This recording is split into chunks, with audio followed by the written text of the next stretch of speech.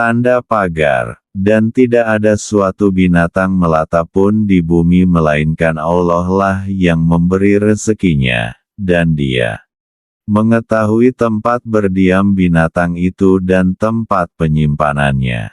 Semuanya tertulis dalam kitab yang nyata, Al-Lauh Al-Mahfuz.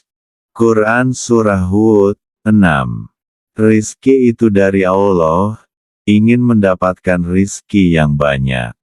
Kok malah yang memberi rizki dijauhi, ingin mendapatkan rizki yang banyak maka dekati Allah siang malam, maka kamu akan kaya raya. Siapa yang menciptakan dan menguasai perbendaharaan bumi, kalau bukan Allah? Bahkan seorang petani pun tidak bisa menjamin tumbuh tanaman yang ditanamnya.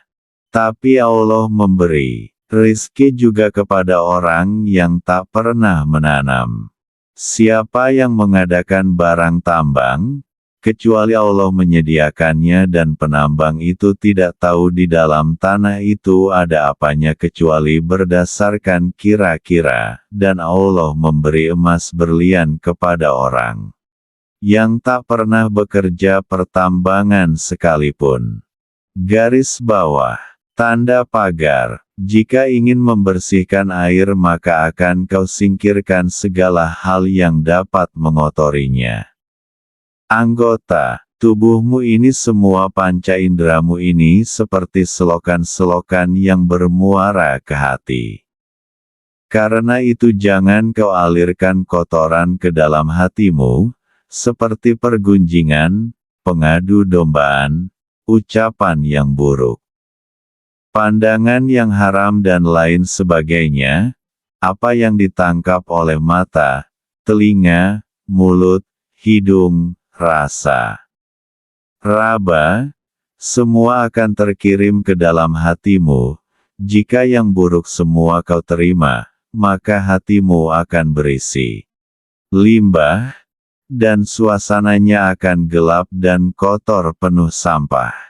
Hati akan bercahaya dengan memakan makanan halal, berzikir, membaca Al-Quran dan menjaga mata dari pandangan yang tidak mendatangkan pahala, pandangan yang kurang disukai agama dan pandangan yang haram. Jangan biarkan matamu memandang sesuatu, kecuali jika pandangan itu menambah ilmu dan hikmahmu. Jika hati gelap, mengingat Allah akan sulit, tapi jika hati bersih, maka mengingat Allah akan mudah. Tanda Allah mengingatmu maka tandanya hatimu mudah mengingatnya. Apa kau ingin Allah melupakanmu dengan membiarkan kegelapan dan sampah memenuhi hatimu? Tandanya Allah telah melupakanmu adalah kamu sulit mengingatnya. Garis bawah, tanda pagar. Jika engkau berteman dengan para pecinta dunia, mereka akan menyeretmu untuk mencintai dunia.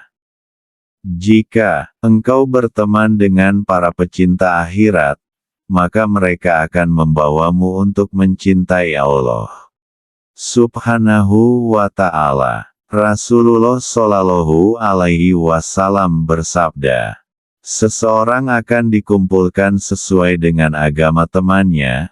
Oleh karena itu, setiap orang dari kalian hendaknya memperhatikan siapa yang ia jadikan sebagai teman. Hadis riwayat Tirmidzi, Abu Daud dan Ahmad. Sebagaimana ketika akan makan engkau memilih makanan yang enak dan tidak berbahaya.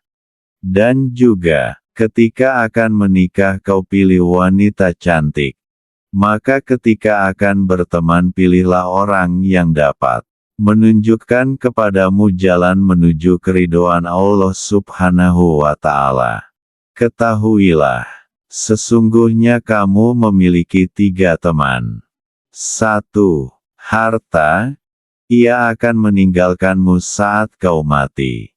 2. Keluarga, mereka akan meninggalkanmu sendirian di dalam kubur. 3. Amal, ia tidak akan pernah meninggalkanmu. Oleh karena itu, pilihlah teman yang tidak akan meninggalkanmu sendirian di dalam kubur dan akan selalu menghiburmu, yaitu amal soleh. Garis bawah. Tanda pagar. Jika engkau telah berusia 40 tahun, maka segeralah untuk memperbanyak amal soleh siang maupun malam. Sebab, waktu pertemuanmu dengan Allah Azza wa Jalla semakin dekat. Ibadah yang kau kerjakan saat ini tidak mampu menyamai ibadah seorang pemuda yang tidak menyia-nyiakan masa mudanya. Bukankah selama ini kau sia-siakan masa muda dan kekuatanmu? Andai kata saat ini kau ingin beramal sekuat-kuatnya, tenagamu sudah tidak mendukung lagi. Oleh karena itu beramallah sepenuh kekuatanmu. Perbaikilah masa lalumu dengan perbanyak berzikir. Sebab, tidak ada amal yang lebih mudah dari zikir. Zikir dapat kamu lakukan ketika berdiri, duduk, berbaring maupun sakit. Zikir adalah ibadah yang paling mudah.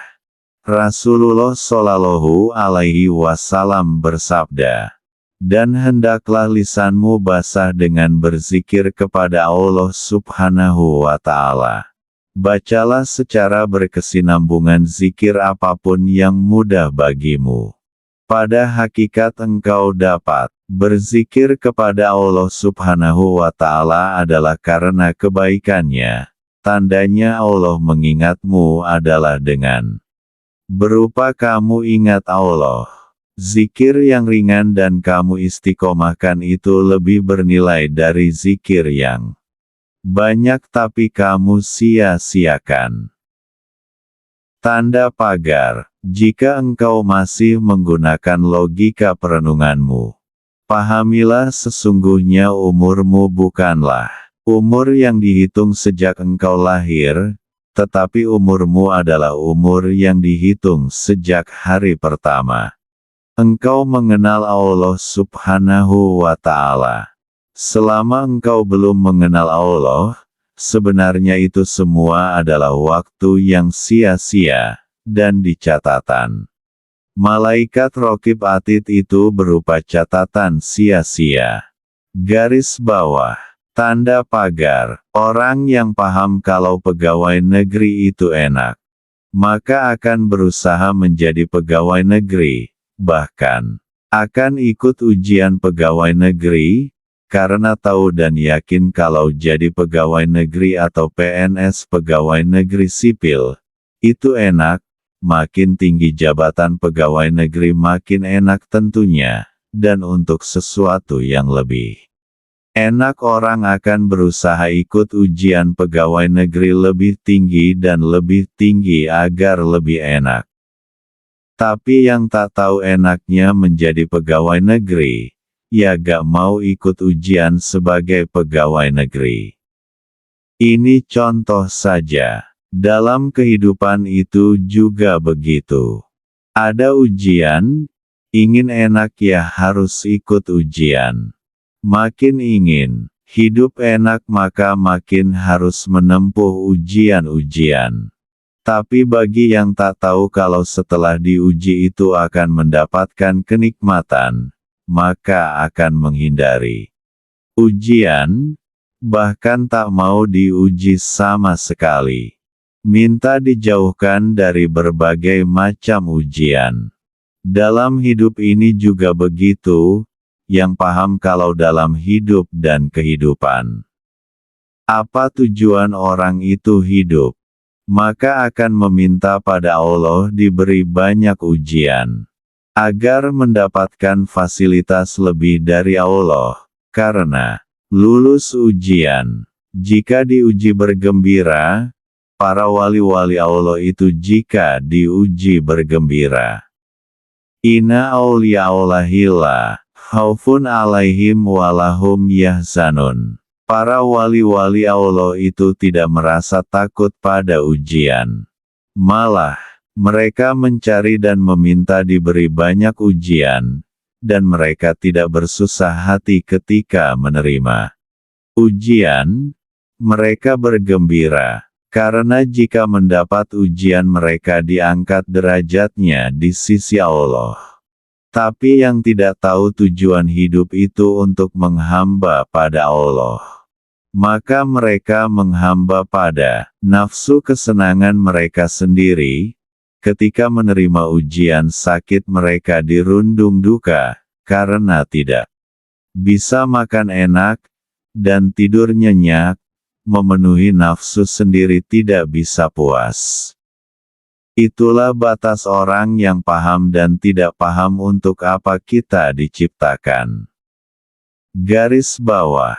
Tanda pagar. Manusia itu biasanya ketika masih dalam titik nyaman, enak, makmur, walau dalam keadaan salah, dosa. Diingatkan cenderung tak mau. Tapi ketika sudah semua yang dimiliki terbawa arus banjir bandang, kesusahan hidup, baru lari mencari pegangan, dan semua sudah tercabik-cabik, bahkan keyanikan diri sudah tak ada lagi. Semua ujian datang bak ombak gilir gumanti, gulung bergulung, belum ombak satu sampai ke pantai, ombak yang lain datang memukul, belum ujian satu selesai, datang ujian lain datang menyusul. Teman-teman menjauh, yang dulu baik pada menghindar. Sesama kelompok sudah tak menganggap lagi. Anak sakit, istri rewel minta cerai, karena kegayat lelaki lain, mau masak, gas habis, mau minum. Sumur kering, bahkan listrik ikut habis kuota, uang tak tinggal sama sekali. Yang sisa semua catatan bon warung jika ngutang ke warung itu lagi sudah tak dipercaya. Mau ngemis juga dianggap pura-pura, mau nyari kerja apa saja sudah tak ada yang mau menerima. Garis bawah. Tanda pagar. Ini kalau saya, prinsip saya, mending saya tak punya apa-apa sama sekali, tapi doa saya diijabah Allah. Selalu. Karena kalau doa diijabah, kan kita tinggal minta apa saja, bebas apa saja, akan diijabah. Nah, yang menghalangi doa itu diijabah Allah adalah kita selalu melakukan dosa, dosa yang paling umum. Dan sering itu riba, atau gaji yang tak halal karena sebelumnya diperoleh dari proses yang tak benar, atau melanggar syariat. Tinggalkan semua, taubat sungguh-sungguh, dan mulai lembaran baru, hidup yang bersih, berkah, di dunia kaya raya, di akhirat masuk surga. Garis bawah. Tanda pagar. Jika seseorang itu mau masuk menjadi pegawai negeri, entah polisi, guru, tentara, apa ajalah seorang pegawai, atau masuk dalam satu pekerjaan, dalam masuknya itu minta bantuan dukun agar bisa masuk. Dan bekerja dengan mendapatkan gaji tetap per bulan. Maka gaji itu akan ada jinnya, karena meminta bantuan dukun itu. Jika gaji itu dibelikan makanan, maka makanan itu akan ada jinnya, lalu jin kemakan. Masuk ke dalam perut, katakanlah satu makanan itu ada jin 1 juta, sehari makan 3 kali berarti 3 juta. Sebulan 30 hari, berarti 90 juta per bulan jin yang dikonsumsi. Bagaimana seseorang itu tidak banyak jin di dalam tubuhnya? Saya heran jika ada orang yang bertanya ke saya, Pak Kiai, di dalam tubuh saya ada jinnya tidak? Itu belum pinjam uang di bank dengan sistem bunga, dalam uang ada jinnya, dibelikan makanan, maka makanan. Ada jinnya, dimakan. Maka jin masuk ke dalam tubuh. Belum keluar, makan di warung, pemilik warung, agar jualannya laris, maka dia datang ke kiai. Sama kiai, diberi raja, wifik ditempel atau ditaruh di tempat jualan, lalu warungnya ada pocongnya karena rajahnya berisi pocong, cipong, picong, pacing, apalah namanya atau gendruwo, sebagai penglarisnya. Atau siluman, silamin, silimin, silimon, silimun, apalah, itu makanan kita makan lalu mereka masuk ke dalam perut. Jadi penghuni di tubuh kita. Belum orang ikut dalam perguruan pencak, lalu ikut pengisian, menelan gotri, pelor, pasang susuk, itu. Semua memasukkan jin ke dalam badan.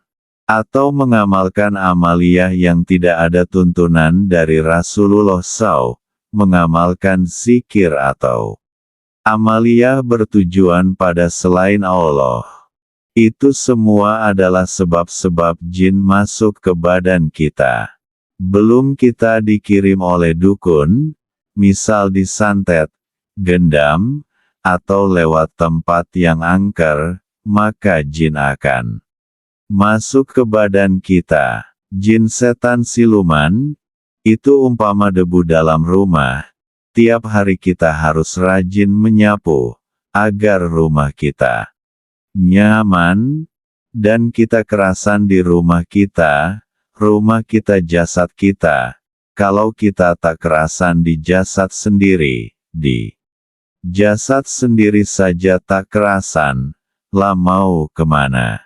Ya isinya akan bingung gak ada ujung pangkalnya, ke alun. Alun bosan, ke pantai bosan, ke atas gunung jenuh, sama istri bosan.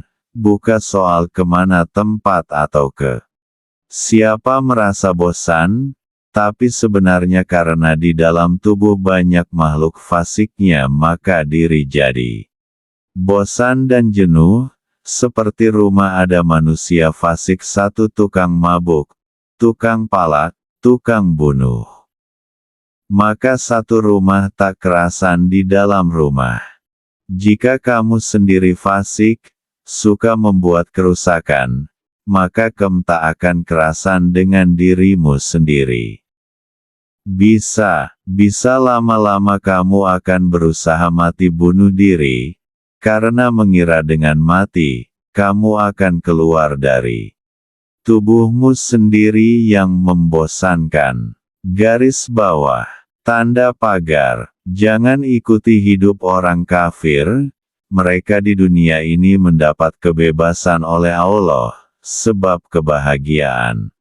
Mereka di dunia ini, mereka bebas melakukan dosa apa saja, mereka bebas melakukan bisnis apa saja. Tak ada istilah melanggar peraturan agama, karena mereka tidak beragama. Beda dengan orang Islam. Orang Islam itu terikat oleh hukum dan peraturan. Maksud hukum dan peraturan itu agar diri selamat dunia dan akhirat. Bukan sebagai pengikat atau penjara, sebab Allah sayang dengan kita. Allah ingin menempatkan kita nanti dalam kebahagiaan yang hakiki, seperti orang yang dari surga, yaitu Nabi Adam, akan kembali ke surga, maka harus menempuh perjalanan kembali.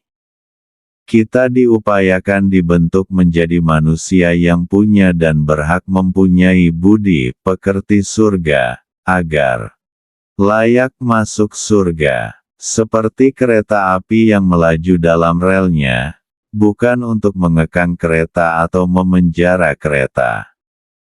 tapi agar kereta selamat sampai tujuannya dengan cepat. Tapi kebanyakan orang Islam itu melihat orang kafir hidup enak dan nyaman, bebas melakukan segalanya. Lantas ingin menirunya, hidup seperti mereka. Perilaku seperti itu jelas bukan malah akan membahagiakan, tapi akan menyengsarakan.